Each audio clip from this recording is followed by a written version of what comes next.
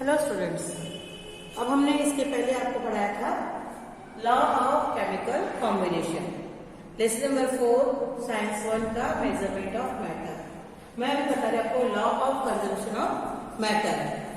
तो उसमें डाल्टन की थ्योरी थी कि एटम, मैंने इसको बताया था कि एटम क्या है, the smallest particle of an matter, है ना।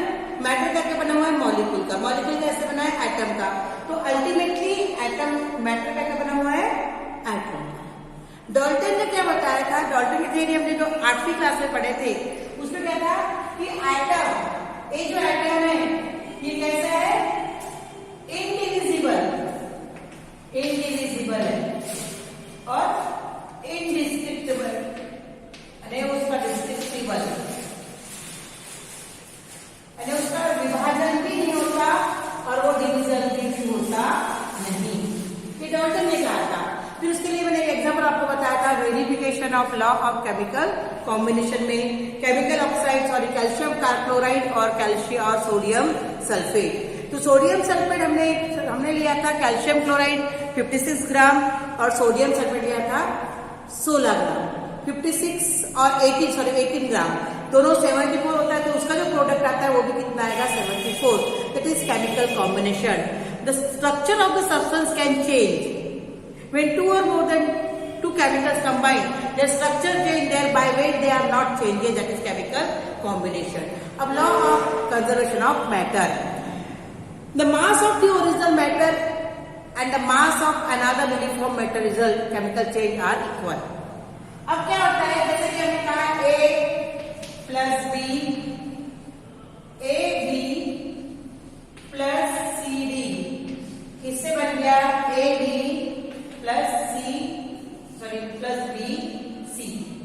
सपोज यहाँ वेट है 12 ग्राम, यहाँ वेट है 15 ग्राम, तो यहाँ पे भी क्या आएगा, इधर 12 ही आएगा और यहाँ पे इधर 15 आएगा, 13 आ गया, तो यहाँ पे कितना आएगा, 14 आएगा। ये भी 27 होगा और ये भी 27 ही होगा। चेंज हो सकता है परंतु वैसे ही ये आएगा, इस प्रकार से वो चेंज नहीं होता, समझ में। तो in the about original matter and the mass of the newly form matter is equal. जो हमने कैल्शियम हाइड्रोक्साइड और क्या कहते हैं सोडियम सल्फेट, तो जो कंबाइनिंग में दो थे तो उससे जो नया मैटर बना, वो जैसे कैल्शियम सल्फेट बना और सोडियम क्लोराइड बना, तो उसका भी 74 ग्राम था और उसका भी 74 ग्राम था, इसके पहले जो बताई। In 1785, the French scientist Henri Lavoisier inferred that his research that there is no rise or drop in the weight of matter during chemical reaction. जब chemical reaction होती है, जब reactant प्रोडक्ट में कन्वर्ट होते हैं, तो या तो यहाँ पे राइज भी नहीं होता वेट पे, न ड्रॉप होता है, न कम भी होता है न ज्यादा होता है, वो इक्वल ही रहता है। In the chemical reaction the total weight of the reactant is the same as the total weight of product form due to the chemical reaction and this is known as law of conservation of matter. अब what is law of conservation of matter, what is law of conservation of matter in a chemical reaction. In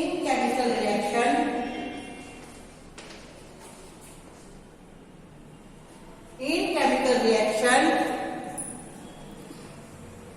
total weight of reactant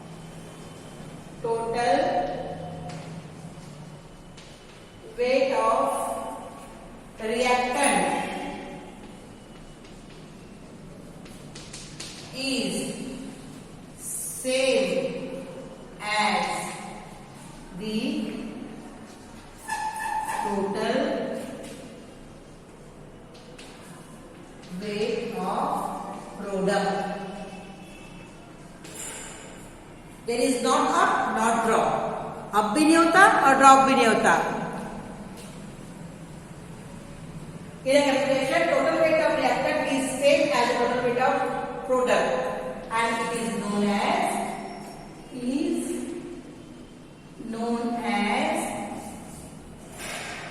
law of conservation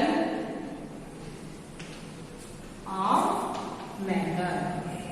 आप लोग इसकी definition जो book में है वो अच्छे से याद कर लेना। देयर इज नो गेन और no loss.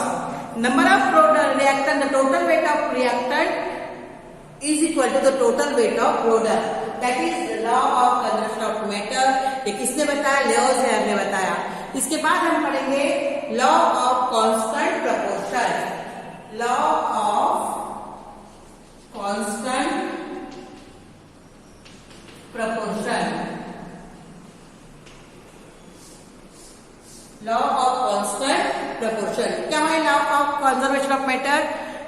According to scientist Antoine Lavoisier, the total number of reactant, the total weight of reactant, the total weight of reactant is same.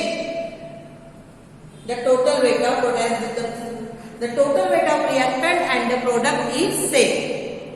ये है law of conservation of matter कि reactant that is reactant है is equal to product. इसका भी जो wait है, reactant का wait जितना भी है उतना ही वेट इसका होगा प्रोडक्ट का। इसके पहले जो कॉम्बिनेशन हमने देखे थे कि कैल्शियम हाइड्रोक्साइड और सोडियम सल्फेट होते 56 प्लस 80, ये होता है 74। यहाँ प्रोडक्ट मिला है हमको कौन सा? कैल्शियम, हमको प्रोडक्ट कौन सा? कॉपर सल्फेट और NaCl। तो वो भी कितना था? दोनों का ये 74 है ना। That is law of conservation of matter. इसके बाद हम पढ़ रहे हैं law of constant proportion. In 1794 French scientist J.L. Proust ने ये बताया कि the proportion by weight of the constituent element in the various sample of the compound is fixed. According to ये जो कांस्टेंट प्रपोर्शन है, कांस्टेंट प्रपोर्शन में क्या बोला है कि जब कोई कंपाउंड फॉर्म होता है, जब कोई कंपाउंड फॉर्म होता है तो proportion by weight of the constituent element in the various compound sample of the compound is fixed. There is fixed proportion in various constituents of element to form compound. जब दो element compound form करते हैं तो दो element का proportion fix होता है। That is law of constant proportion. Law of constant proportion में क्या बताता है कि रिएक्टेंट कन्वर्ट इनटू प्रोडक्ट। जैसे हाइड्रोजन एंड ऑक्सीजन आपस में मिलते हैं तो बन जाता है वाटर का मॉलिक्यूल, बनता है वाटर। तो वाटर में हाइड्रोजन और ऑक्सीजन का जो प्रपोर्शन है, मेल है, जो कॉन्स्टिट्यूएंट है हाइड्रोजन और ऑक्सीजन, इनका जो प्रपोर्शन है वो फिक्स होता है। अगर फिक्स नहीं होगा तो वाटर मॉलिक्यूल बनेगा नहीं। एग्जाम्पल हम दे रहे हैं कि the proportion by weight of the constituent element is fixed. There is fixed proportion in various constituent of element to form a compound। तो सैंपल देते हैं। एग्जाम्पल हम यहाँ पे लेंगे वाटर का। हम यहाँ पे एग्जाम्पल किसका लेंगे? वाटर का। वाटर में क्या कहते हैं इसको? H2O। यहाँ पे क्या है? हम यहाँ पे क्या है? H2O। ऑक्सीजन है, कैसे बनाएंगे? हाइड्रोजन और ऑक्सीजन। वाटर कैसे बना है? हाइड्रोजन और ऑक्सीजन से बना है। Proportion bye weight of hydrogen oxygen. अब इनका बाय वेट प्रोपोर्शन कितना है? 1:8। हम क्या बता रहे हैं इसका रेशियो कितना है? 1:8। 1:8 है ना। अब 1:8 भाग हाइड्रोजन तो 8 भाग क्या कहलाएगा? ऑक्सीजन। अब कैसे? दिस मीन्स दैट तो वाटर का ये 1:8 कितना हो गया? 9 भाग।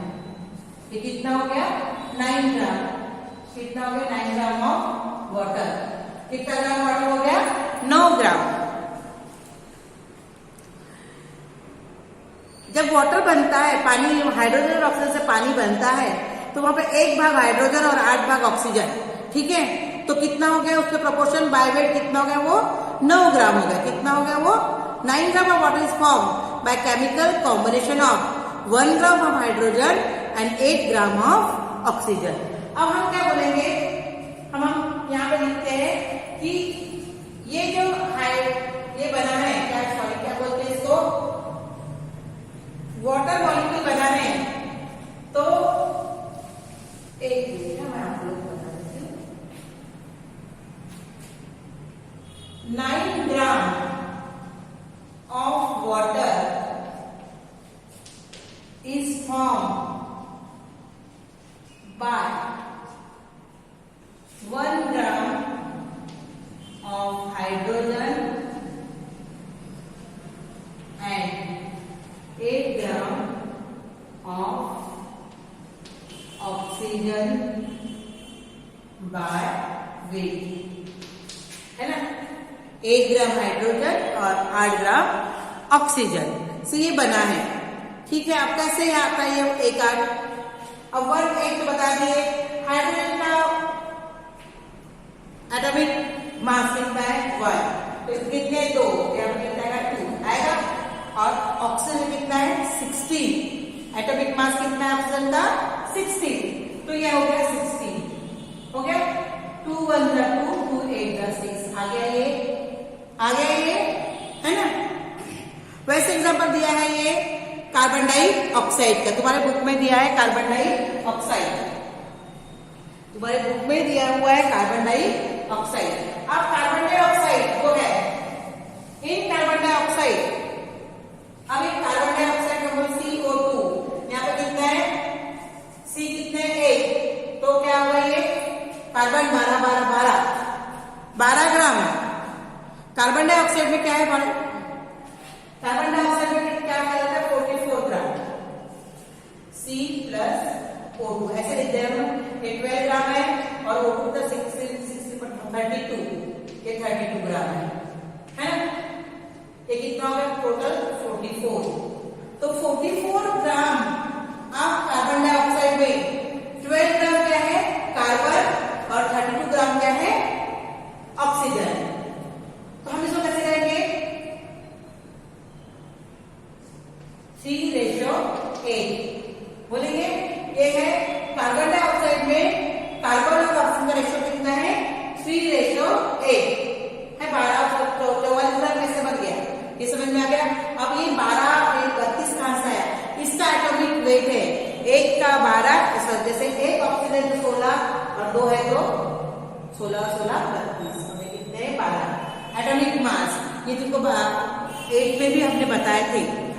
ये हो गया लॉ ऑफ कांस्टेंट प्रोपोर्शन। तो इन कार्बन डाइऑक्साइड में कार्बन डाइऑक्साइड कितना ग्राम बाय वेट है 44 ग्राम है, तो कैसे आएगा यहाँ पे 3:8।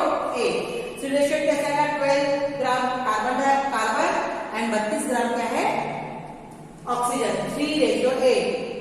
इस प्रकार से स्टार्ट कैसे है, स्टार्ट किया 12 4 32, समझ में आ गया। तो ये होता है लॉ ऑफ कांस्टेंट प्रोपोर्शन। आप सब इसको जो हमने पढ़ाया है इसको आराम से अपने घर में पढ़ो, ध्यान से पढ़ो, एग्जाम्पल करो। नहीं आएंगे तो उसके जो क्वेरीज है वो पूछो हमसे। आप पूछते नहीं है तो हमको कैसे पता चलेगा, ठीक है। पढ़ो इसको अच्छे से।